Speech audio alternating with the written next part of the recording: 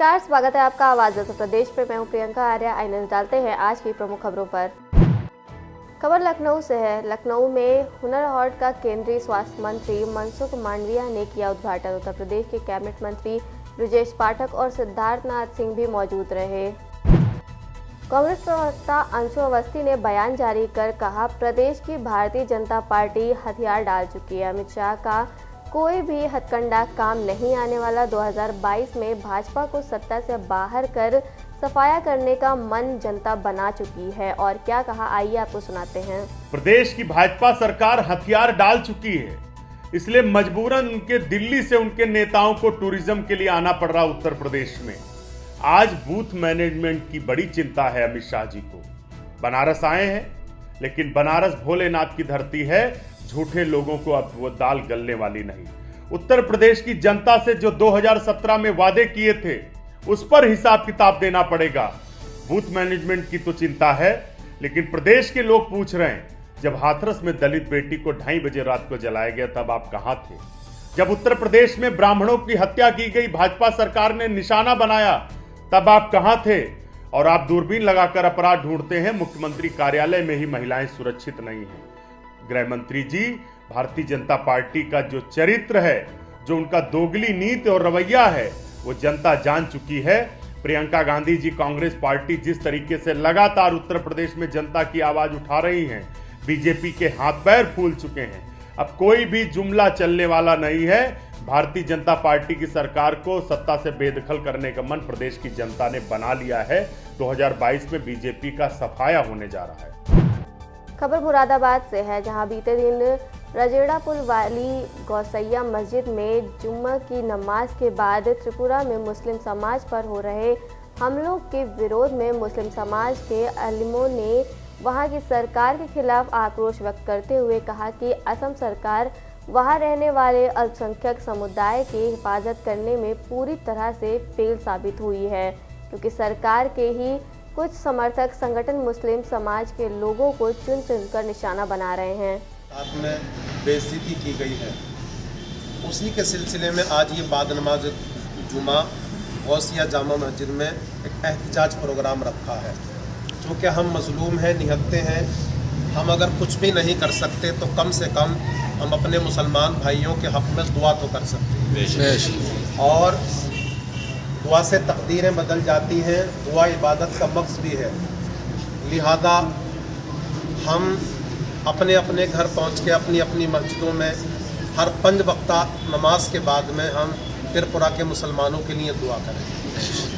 और वहाँ जो कुछ शरपसंदों ने ये हरकत की है, मुसलमानों के साथ जो बेइज्जती की है, हमारी मस्जिदों को पामाल किया है, हमारी मस्जिदों को शहीद किया है, कुरान करीम को जलाया गया है, मादल्ला सुम्मा माजल्ला, या इसके अलावा वहाँ की बहन बेटियों के साथ, हमारी मुस्लिम बहन बेटियों के साथ जो उन्होंने बेइज्जती की है, लिहाजा उनकी हलाकत के लिए आप बद्दुआ करें अल्लाह से।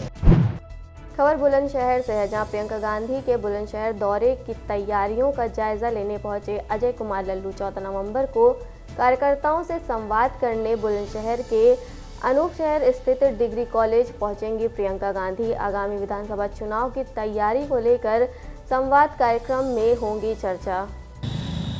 लेकिन 14 तारीख को आदरणीय प्रियंका गांधी जी का पदाधिकारी प्रतिज्ञा संवाद सम्मेलन कार्यक्रम यहाँ आयोजित है।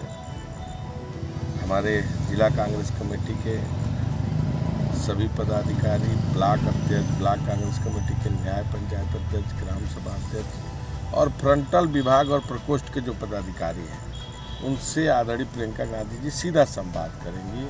उनको मूल मंत्र देंगी कि कैसे हमें इलेक्शन के कैंपेन में जाना है, विधानसभाओं में, न्याय पंचायतों पर, ब्लॉकों में, बूथ पर, और हमारी तैयारी का तरीका क्या होगा, सलीका क्या होगा और कैसे हम विधानसभा चुनाव जीते। इसके परिप्रेक्ष्य में यहाँ जो है पदाधिकारी प्रतिज्ञा जो सम्मेलन है वो आयोजित है। उसी की तैयारी और कैसे क्या होना है, इसी संदर्भ में यहाँ खबर लखीमपुर से है। लखीमपुर खीरी जिले के दुधवा टाइगर रिजर्व के मजगई वन रेंज में रिहायशी इलाके में सपा नेता के घर की छत पर भारी भरकम अजगर पहुंचने से दहशत फैल गई। बताया जा रहा है कि दुधवा के जंगलों से भटक कर वहां पहुंचा था अजगर, जिसके बाद वन विभाग को छत पर अजगर होने की सूचना दी गई।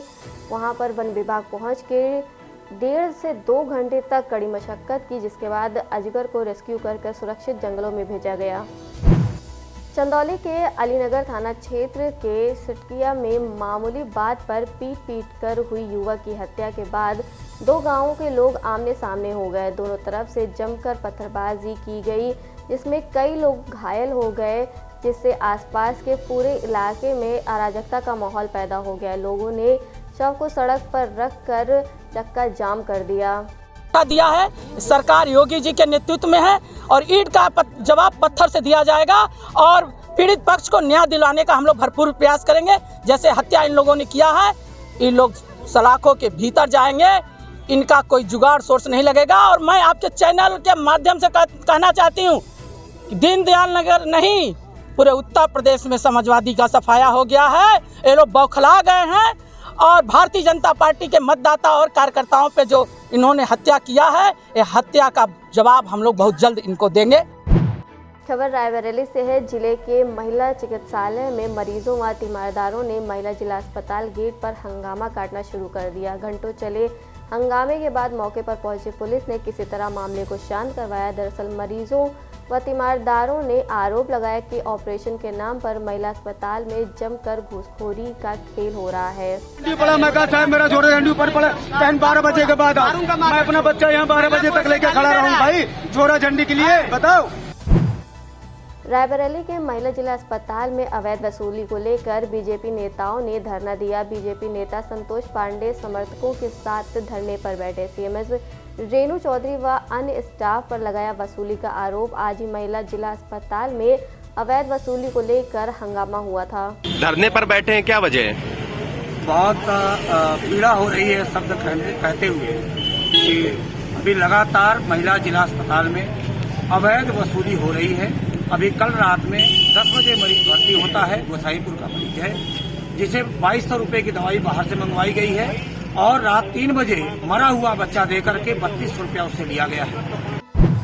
खबर कानपुर से है। सिने स्टार कंगना रनौत के विवादित बयान को लेकर अब जनता व राजनीतिक दलों के बीच उबाल आ गया है, जिसको लेकर कानपुर में कांग्रेस के नेता ने कंगना रनौत का पुतला दहन कर अपना आक्रोश व्यक्त किया। कांग्रेस पार्टी से विधानसभा का चुनाव लड़ चुकी करिश्मा ठाकुर ने बताया कि फिल्म अभिनेत्री कंगना रनौत कहती हैं कि हमको आज़ादी भीख में मिली है।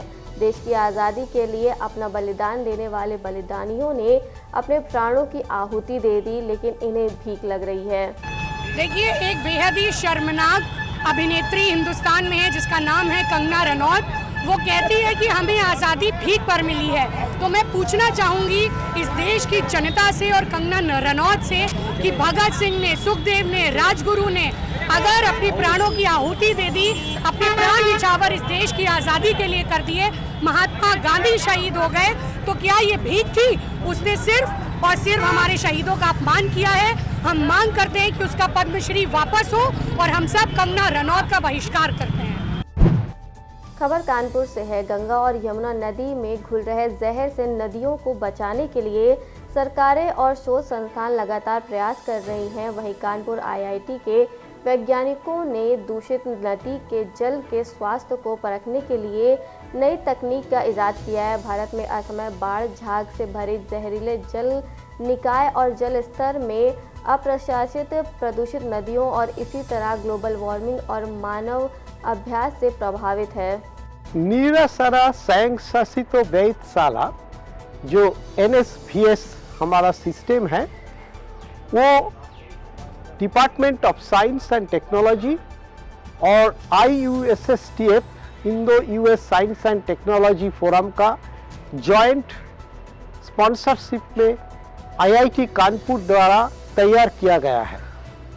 ये सिस्टम में हमारा साथ भागीदार है WHOI वुडसोल इंस्टीट्यूट ऑफ इंडिया, जिनको कुछ सेंसर ये सिस्टम में इस्तेमाल होगा वो डिज़ाइन किया है। 1200 साल पुरानी माता अन्नपूर्णा की मूर्ति की चोरी हुई थी। प्रधानमंत्री के अथक प्रयासों के बाद कनाडा से भारत लाया जा सका है उस मूर्ति को। मां अन्नपूर्णा की मूर्ति को शोभा यात्रा के माध्यम से कई जिलों से होते हुए कानपुर लाया गया। कानपुर के पिराना रोड में भक्तों ने माता अन्नपूर्णा की शोभा यात्रा का जोरदार स्वागत किया। कहाँ से मूर्ति आ रही, कौन सी मूर्ति, कब चोरी हुई? ये बहुत प्राचीन मूर्ति है, हमारी 1200 साल पुरानी है। 107 साल पहले ये मूर्ति चोरी हो गई थी। ये माननीय मोदी जी के द्वारा, जो ऐसे हमारे प्रधानमंत्री और मुख्यमंत्री हैं, जो इसको कनाडा से दिल्ली लाई गई है और दिल्ली से ये सभी जितने भी हमारे देश के जनतावासी हैं उनके दर्शन हेतु इसको हम बनारस लेके जा रहे हैं और अभी कानपुर में पहुंचे हैं। कानपुर में पहुंच के सारी जनता जनार्दन से यही है कि इसको दर्शन करें माता जी के और इसको हम ले जाके स्थापित करवा सके बनारस में। खबर अंबेडकर नगर से है, जहां दोस्तों के साथ होटल के लिए निकला बड़े व्यवसायी का बेटा गायब हो गया। 11 नवंबर की देर शाम घर से निकला था 21 वर्षीय युवक। परिजनों ने जताई अनहोनी होने की आशंका। पीड़ित परिजनों ने अकबरपुर कोतवाली में नामजद तहरीर दे दी है। व्यापार मंडल के साथ एसपी ऑफिस पहुंचे हैं। आज की खबरों में बस इतना ही। हम आपसे फिर मिलेंगे अगले बुलेटिन में। तब तक मुझे और मेरी टीम को दीजिए इजाजत। नमस्कार।